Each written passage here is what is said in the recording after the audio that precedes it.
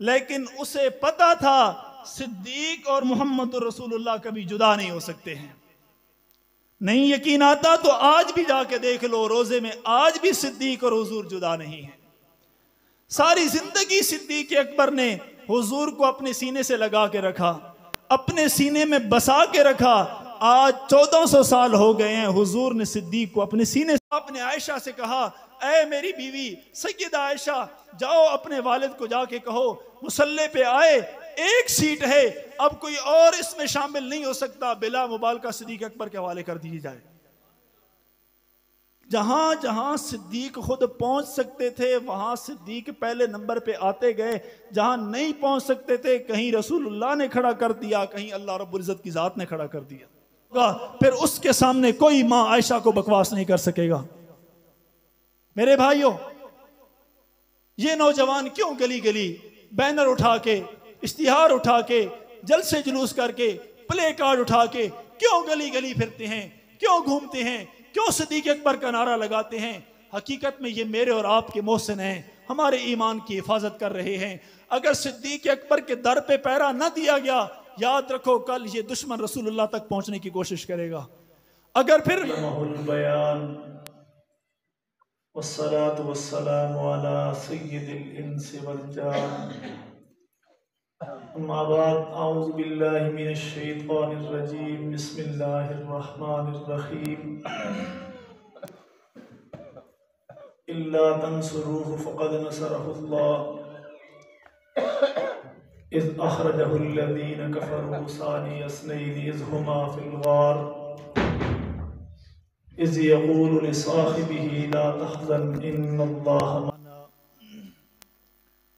صدق اللہ العظیم، صدق رسولہ النبی الکریم. تمامی حضرات دروشی پڑھ لیں. اللہم صلی علی سیدنا مولانا محمد وعلی آل سیدنا مولانا محمد.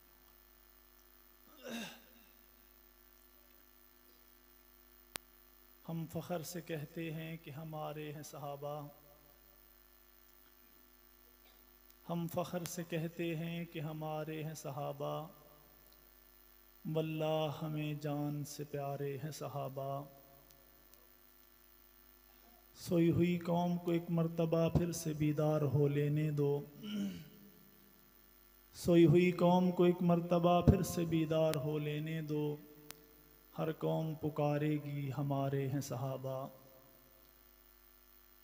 میرے انتہائی واجب الاحترام، قابل صد احترام دوستو، سنی علماء کونسل چک دانیال کے عزیز نوجوان ساتھیوں، یونٹ فاروقی شہید کے ذمہ داران، اور بالخصوص سٹیج پہ تشریف فرما ہمارے معزز مہمان. ہمارا مشورہ یہ ہوا تھا کہ پروگرام کو زیادہ لمبا نہیں کریں گے، مختصر سی حاضری آپ حضرات کے سامنے پیش کر کے پھر مہمان کرام کو دعوت دوں گا. میرے بھائیوں، آج ہم دو نسبتوں سے یہاں کھڑے ہیں. دو نسبتیں آج ہمیں یہاں دو نسبتوں نے اکٹھا بٹھایا ہے. ایک ہمارے اس یونٹ کے کارکن ہمارے بھائی وسیم کی شادی ہے. اللہ تعالیٰ ان کی آنے والی زندگی میں برکتیں عطا فرمائے. کبھی کبھی نوجوان کوئی ایسا کام کرتے ہیں دل کرتا ہے ان کو داد دینے کو. اس نوجوان کو نہ جانے کتنے لوگوں نے کہا ہوگا تو کن کے ہتھے چڑھ گیا ہے، تو کیا کرنے لگا ہے، شادیاں کون سی روز روز ہوتی ہیں، زندگی میں ایک دفعہ ہوتی ہے، کوئی خوش نصیب ہوتا ہے کسی کی دوسری دفعہ بھی ہو جاتی ہے، شادیاں کبھی کبھی ہوتی ہیں، تو کیا کرنے لگا ہے، مولویوں کے ہتھے چڑھ گیا ہے، سارے مولوی اکٹھے کر رہے ہیں، چل کوئی پروگرام کرتے ہیں، کوئی ناچ گانا کریں گے، کوئی ایسا کام کریں گے. لیکن اس نوجوان نے بڑی ہمت دکھائی، یونٹ کے ساتھیوں نے ہمت دکھائی اور آج ہمیں اسی نسبت سے یہاں اکٹھا کیا.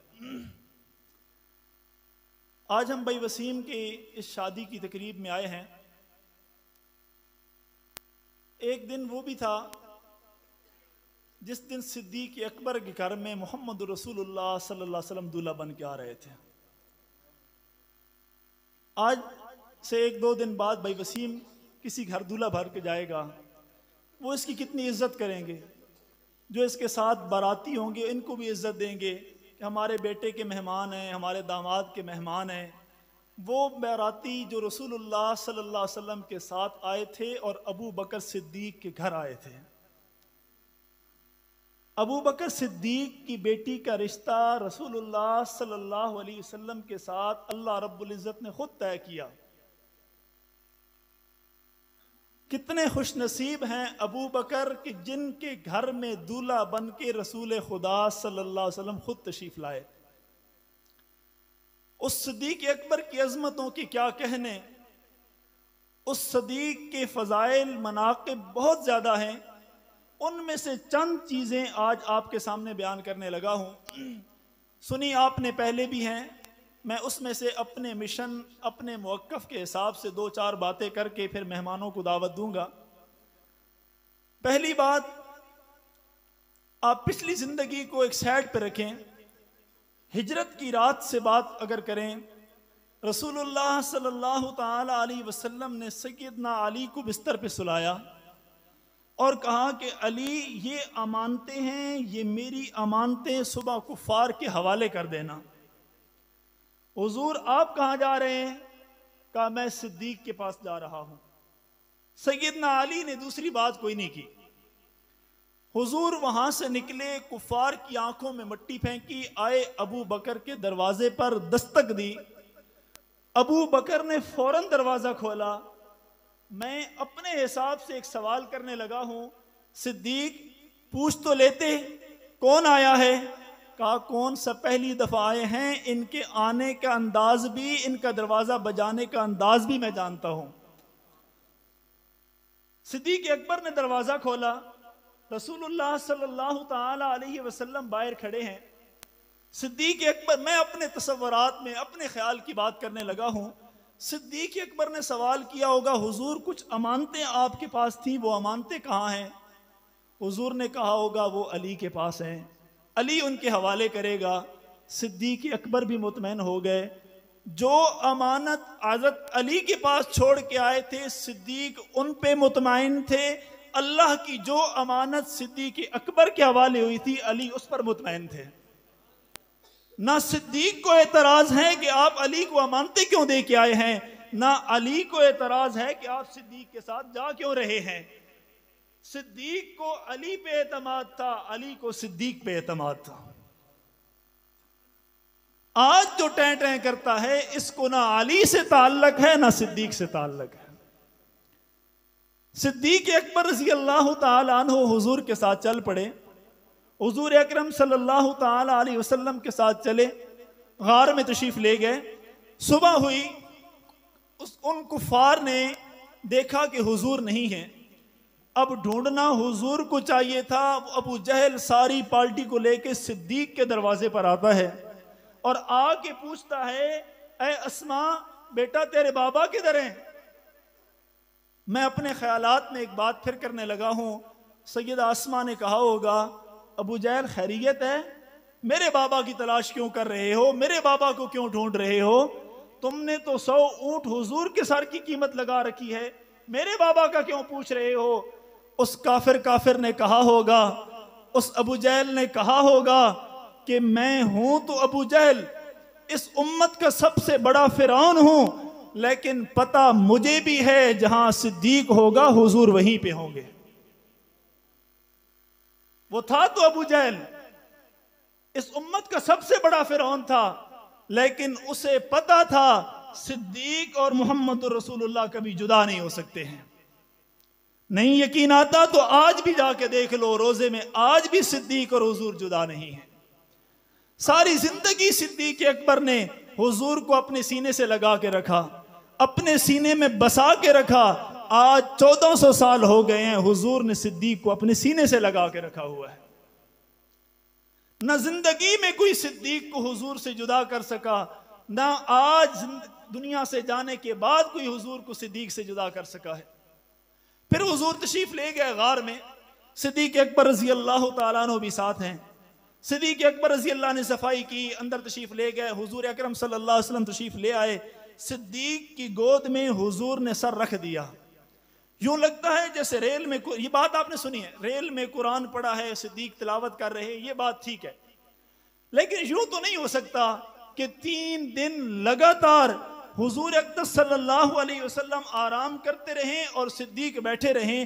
حضور کا تو یہ فرمان ہے اگر خادم کھانا پکا کے لائے اسے اپنے ساتھ بٹھاؤ، ورنہ کچھ حصہ دو، تاکہ اس نے جو محنت کی ہے اس کو اس کی بدلہ دیا جائے۔ یوں تو نہیں ہو سکتا کہ حضور 3 دن ہی آرام فرماتے رہے، صدیق 3 دن بیٹھے رہے، نہیں، بلکہ یوں بھی ہوا ہوگا، کبھی صدیق بیٹھے تھے گود میں سر مصطفیٰ کا تھا، کبھی مصطفیٰ بیٹھے ہوں گے گود میں سر صدیق اکبر کا ہوگا۔ جب صدیق بیٹھے تھے حضور کا سر گود میں تھا، صدیق اکبر سے ایک سوال کرتا ہوں، اے صدیق اکبر، آپ نے جو سارے سوراخ بند کر دیے، وہ جو ایک سوراخ رہ گیا اس پر ایڑی رکھنے کی کیا ضرورت ہے؟ پرانی غار ہے، نہ جانے اندر کیا ہوگا، کوئی کالا بیٹھا ہوگا آپ کو ڈسنے کے لیے، آپ کیوں ایڑی رکھتے ہیں؟ آپ وہاں نظر رکھیں، اگر کوئی چیز وہاں سے نکلی تو آپ اسے مار دینا، آپ حضور کو آپ کی گود میں آرام کر رہے ہیں، نظر وہاں رکھ رہے ہیں۔ صدیق اکبر نے کہا ہوگا اگر نظر وہاں جائے گی تو میں دیدار مصطفیٰ کیسے کروں گا؟ گود میں حضور کا سر رکھ کے میں آقا علیہ الصلوۃ والسلام کا دیدار کرنا چاہتا ہوں، چاہے کالا مجھے 1 نہیں 100 ڈنگ مارے، میں اس کالے کی سر پہ اپنا پاؤں رکھ کے اس کی گردن مروڑ دوں گا، لیکن حضور تک نہیں پہنچنے دوں گا۔ صدیق زندگی میں بھی پہرے دار مصطفیٰ تھے، صدیق آج بھی پہرے دار مصطفیٰ ہیں۔ صدیق اکبر رضی اللہ تعالیٰ عنہ وہ عظیم شخصیت ہیں کہ جن کو رب العالمین نے ایک دفعہ نہیں کئی دفعہ چنا ہے۔ حیدری شہید رحمت اللہ علیہ اس کی بڑی ایک بہترین مثال دیا کرتے تھے، فرمایا صحابیت کی سیٹیں ہیں 1,24,000، یہ مسجد ہے، اس مسجد میں 100 200 300 بندہ نماز پڑھ سکتا ہے، 300 سیٹیں موجود ہیں، 301 ہوں گے تو وہ باہر نماز پڑھے گا، مسجد کے اندر نہیں آ سکتا۔ صحابیت کی سیٹیں جن کو دلوں کو رب نے دیکھا، چنا، پرکھا، پیغمبر کی یاری کے لیے چنا، وہ 1,24,000 تھے، ان میں پہلا نمبر صدیق اکبر کا ہے، باقی سارے شامل ہو گئے۔ پھر ان 1,24,000 میں سے 10,000 فاتحین مکہ، پہلا نمبر صدیق اکبر کا ہے، باقی 9,999 شامل کر دیے گئے۔ پھر یوں آگے چلتے چلتے، میں پوری بات نہیں کر رہا، علامہ علی شیر حیدری شہید نے اس کو بڑے بہترین انداز میں سمجھائی بات، فرمایا 4 خلفائے راشدین ہیں، 3 اس میں شامل ہو گئے، پہلا نمبر صدیق اکبر کا ہے۔ پھر 2 وزیر ہیں، ابو بکر و عمر، ابو بکر کا نمبر پہلا ہے، عمر کو ساتھ شامل کر دیا گیا، لیکن جب سیٹ ایک تھی، پہلے سیٹیں تھی 1,24,000، پھر 10,000، پھر 1,400، پھر 1,313، پھر 40، پھر 10، پھر 4، پھر 2، اب رسول اللہ کا آخری وقت آ گیا، آپ دنیا سے تشریف لے جا رہے ہیں، آخری وقت ہے، آپ کو بار بار غشی طاری ہوتی ہے، نماز کے لیے اٹھنے لگتے ہیں، بیماری کا غلبہ ہو جاتا ہے، حتیٰ کہ نماز کا وقت نکلنے لگا تو آپ نے عائشہ سے کہا، اے میری بیوی سیدہ عائشہ، جاؤ اپنے والد کو جا کے کہو مصلی پہ آئے، ایک سیٹ ہے، اب کوئی اور اس میں شامل نہیں ہو سکتا، بلا مبالغہ صدیق اکبر کے حوالے کر دیے جائے۔ جہاں جہاں صدیق خود پہنچ سکتے تھے وہاں صدیق پہلے نمبر پہ آتے گئے، جہاں نہیں پہنچ سکتے تھے کہیں رسول اللہ نے کھڑا کر دیا، کہیں اللہ رب العزت کی ذات نے کھڑا کر دیا۔ صدیق اکبر رضی اللہ تعالیٰ عنہ وہ عظیم شخصیت ہیں کہ رب العالمین نے آپ کو بے پناہ خوبیاں عطا فرمائی ہیں، بے انتہا خوبیاں عطا فرمائی ہیں۔ صدیق اکبر رضی اللہ تعالیٰ عنہ کو، صدیق وہ شخصیت ہے جس کو کل قیامت کے دن جنت کے 8 دروازے پکاریں گے، مرحبا یا صدیق، مرحبا یا، میں آپ چھوٹے چھوٹے عمل کریں گے، کبھی نماز، کبھی روزہ، کبھی حج، کبھی زکوٰۃ، کبھی صدقات، کیوں؟ یار جنت چاہیے، یار میں جنت کا حصول چاہتا ہوں، اس لیے یہ عمل کر رہا ہوں۔ اللہ رب العزت نے اس صدیق کی قسمت کیا بنائی ہے، جب جنت کے دروازوں پر آئے گے ہر دروازہ کہے گا آ صدیق مجھ سے گزر کے جنت میں داخل ہو جا۔ اس صدیق اکبر رضی اللہ تعالیٰ عنہ کی وفات اس جمادی الثانی کے مہینے میں آتی ہے، گزر جاتی ہے۔ میرے نوجوان کو ٹک ٹاک سے وقت نہیں ملتا، اسے موبائل کی گیموں سے وقت نہیں ملتا، اسے فیس بک اور واٹس ایپ سے وقت نہیں ملتا، اسے نہیں پتا صدیق اکبر کون ہیں، ان کی وفات کیا ہے، زندگی کیسی گزاری ہے، ان کے پیچھے علی رضی اللہ نے نمازیں کیسے پڑھی ہیں، ان کے پیچھے حسن و حسین نے نمازیں کیسے پڑھی ہیں، کیسے ان کے ساتھ وقت گزارا ہے۔ صدیق اکبر رضی اللہ کی بیوی نے سیدہ فاطمہ کی تیمارداری کی ہے، صدیق اکبر کی بیوی نے سیدہ فاطمہ کے لیے کفن دفن کا انتظام کروایا ہے، صدیق اکبر رضی اللہ تعالیٰ عنہ نے اپنا سب کچھ رسول اللہ پہ لٹایا ہے، کبھی رسول اللہ کے گھرانے پہ لٹایا ہے۔ ان ساری باتوں سے میرا نوجوان بے خبر ہے، نوجوان کو پتہ نہیں ہے، نوجوان اس طرف آتا نہیں ہے، دین کی طرف چلتا نہیں، نہ کسی درس قرآن میں آتا ہے، نہ کسی جلسے میں آتا ہے، نہ کسی بھی قسم کے اسلامی تہوار میں کسی بھی شریک نہیں ہوتا، کبھی بھی کسی فنکشن میں نہیں آیا، اور پھر آ کر کہتا ہے مولویوں نے یہ کر دیا، ہمیں بتلاتے نہیں ہیں، فلاں کے پاس بڑا علم ہے، فلاں کے پاس بڑا علم ہے۔ بھائی اس کے پاس علم کیوں ہے؟ وہ علم نہیں، معلومات ہیں۔ کیوں ہیں؟ کہ وہ اپنی چھوٹی سی چھوٹی مجلس نہیں چھوڑتا، تو جمعے کے دن بھی اس وقت آتا ہے جب دوسری اذان ہو رہی ہوتی ہے۔ آج میرے بھائیوں جمادی الثانی کا مہینہ ہے، چند دن کے بعد 22 جمادی الثانی آ رہا ہے، سیدنا ابوبکر صدیق رضی اللہ تعالیٰ عنہ کی وفات کا یہ دن ہے۔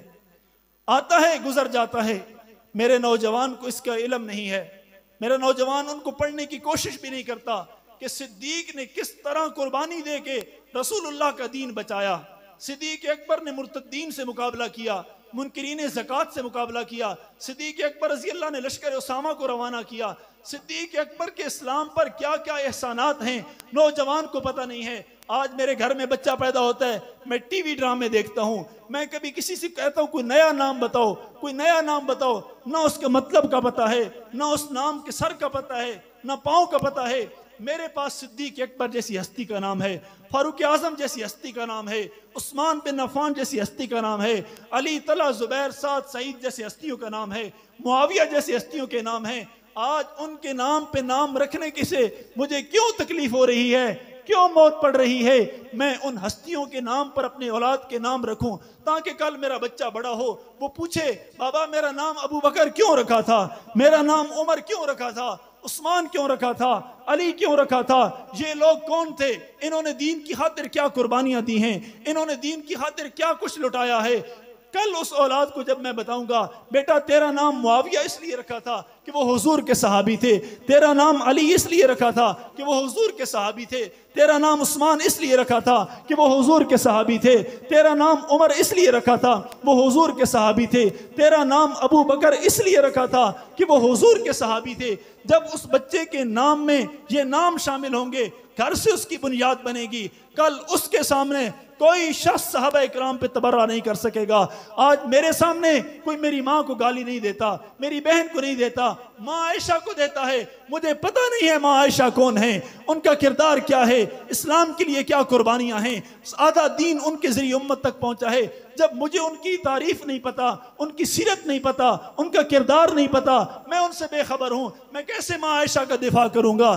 جب میری بیٹی کا نام عائشہ ہوگا وہ اپنے نام کو ڈھونڈے گی۔ عائشہ کون تھی؟ عائشہ وہ تھی جس کی وجہ سے تیمم کا حکم آیا، عائشہ وہ تھی جس کی شان میں اللہ نے 17 آیات قرآن کی نازل کی ہیں، عائشہ وہ ہے جس کے ذریعے امت تک آدھا دین پہنچا ہے۔ جب اس بچی کو یہ پتا ہوگا پھر اس کے سامنے کوئی ماں عائشہ کو بکواس نہیں کر سکے گا۔ میرے بھائیوں، یہ نوجوان کیوں گلی گلی بینر اٹھا کے، اشتہار اٹھا کے، جلسے جلوس کر کے، پلے کارڈ اٹھا کے کیوں گلی گلی پھرتے ہیں، کیوں گھومتے ہیں، کیوں صدیق اکبر کا نعرہ لگاتے ہیں؟ حقیقت میں یہ میرے اور آپ کے محسن ہیں، ہمارے ایمان کی حفاظت کر رہے ہیں۔ اگر صدیق اکبر کے در پہ پیرا نہ دیا گیا، یاد رکھو کل یہ دشمن رسول اللہ تک پہنچنے کی کوشش کرے گا۔ اگر پھر یہاں بھی نہ روکا گیا پھر اللہ کی توحید پہ ڈاکہ جا کے ڈالے گا۔ اسے یہاں روکو صحابہ پر تاکہ پورا دین محفوظ ہو جائے، اگر یہاں نہ روکا پھر دین ہماری آنکھوں کے سامنے مٹے گا اور ہم تماشا دیکھتے رہیں گے۔ کام کرنے والے کریں گے۔ پچھلے جمادی الثانی کو میرے قائد محترم مولانا مسعود الرحمان عثمانی میرے ساتھ تھے۔ تقریباً 15 جمادی الثانی کو فون آیا کہ جیلم کی کیا صورتحال ہے، کیا پروگرامات ہوں گے، کیا ترتیب ہوگی، اور 22 جمادی الثانی کو وہ ہمیں چھوڑ کے جا رہے تھے۔ وہ صدیق اکبر کے در پہ پیرا دے کے جا رہے تھے۔ میرے بھائیوں، آج 1 سال ان کو مکمل ہونے کو ہے۔ وہ 1 سال پہلے اپنی شہادت کی دعا کرنے کے 20 منٹ کے بعد دنیا سے چلے گئے تھے، لیکن ہمیں یہ سبق دے کے گئے تھے کہ جان جاتی ہے چلی جائے، 1 دفعہ نہیں 1000 دفعہ چلی جائے، لیکن صدیق اکبر کو دوبارہ کوئی ڈنگ مارنے کی کوشش نہ کرے۔ میرے بھائیوں، وہ عظیم لوگ تھے، قربان ہو گئے، ہم نہلے دہلے لوگ ہیں، ہم پیچھے رہ گئے ہیں، لیکن جب تک ہماری سانس میں سانس ہے، جو ہم سے ہو سکا صدیق کی عظمت کے لیے ہم کریں گے، انشاءاللہ کریں گے۔ یونٹیں بنائیں گے، جو ساتھی یہاں پہ کام کر رہے ہیں ان کے ساتھ معاون بنیں گے، ان کا آپ ان کے ساتھ نہیں کھڑے ہو سکتے، ان کا ہاتھ پکڑ کے چل نہیں سکتے، کم سے کم ان کو تھپکی دیں، یار یہ کام میں نہیں کر سکتا، تو بالکل ٹھیک کر رہا ہے۔ یوں نہ کہو یار یہ 4 نوجوان ہیں، پہلے اتنے مروا دیے ہیں، یہ بھی شہید ہو جائیں گے، فلاں ہو جائے گا، فلاں ہو جائے گا۔ نہ بابا، یہ ہیں تو میرا اور تیرا ایمان محفوظ ہے، اگر یہ اس در پہ پیرا نہ دیں تو میرا اور آپ کا ایمان محفوظ نہیں رہے گا۔ صحابہ اکرام رضوان اللہ تعالی علیہ مجمعین میری اور آپ کی ریڈ لائن ہونی چاہیے۔ صحابہ اکرام پہ کوئی تبرہ کرے، ہم اس کے سامنے کھڑے ہوں، ہم نہ دیکھیں ضلعی صدر آئے گا، تحصیل صدر آئے گا، پھر یہ ہوگا، نہ فوراً قانونی کارروائی مجھے کرنے کا، جو جتنا مجھے توفیق ہے میں اتنی کر گزروں، تاکہ پیچھے سے کوئی حضرات آئیں ان سے پہلے ایک ترتیب بنی ہو۔ میں نہیں کر سکتا، جو کر سکتا ہے کم سے کم اس کو اطلاع دوں کہ یار تم آگے آؤ، فلاں جگہ یہ معاملہ ہو گیا ہے، قانونی راستہ اختیار کرنا ہے، یا مشورہ کر کیا کرنا ہے، فلاں کا راستہ روکنا ہے۔ اس کے لیے سارے ساتھی کوشش کریں گے انشاءاللہ العزیز۔ اگر آپ کے حوصلے بلند رہے، آپ اس در پہ پیرا دیتے رہے، تو انشاءاللہ وہ وقت دور نہیں ہے۔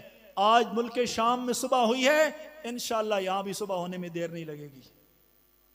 وہ بچے جو 2014 اور 15 میں ملک شام سے جا رہے تھے اور یہ بات کہہ رہے تھے ہم پھر آئیں گے اور ملک شام کو فتح کریں گے، وہ اپنا بات سچی کر دکھائی انہوں نے۔ آج وہ نوجوان بنے، جب جوان ہوئے انہوں نے آ کے شام کو فتح کیا ہے۔ آج سیدنا معاویہ رضی اللہ کے دربار پہ جا کے انہوں نے پھر سلوٹ پیش کیا ہے کہ معاویہ تیرے بیٹے آ گئے ہیں۔ وہ وقت دور نہیں ہے، انشاءاللہ العزیز پاکستان میں بھی وہ صبح ہوگی۔